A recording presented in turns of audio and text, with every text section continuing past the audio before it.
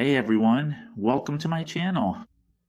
Today I'm going to tell you the firing order and the cylinder location for a Toyota Yaris Hatchback 1.5 liter 4-cylinder from the years 2012 to 2018. Right here, you can see a very clear and detailed example of an engine from that specific vehicle to help you fully understand the firing order and the exact cylinder locations. Now, the very first thing we need to do is stand directly in front of the vehicle.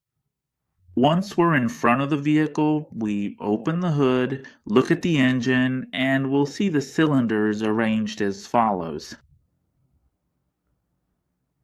This vehicle has a single bank of cylinders with 4 cylinders. The cylinder. The cylinder that would fire first is cylinder number 1, which is on the left on the passenger side. As I mentioned before, when you position yourself in front of the vehicle, facing forward. Next, cylinder number 3 would fire. After that, cylinder number 4 would fire, which is on the right side, where the driver is. In short, where the transmission is located, and finally, cylinder number 2 would fire.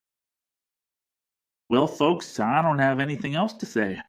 See you in the next video tutorial. See you soon.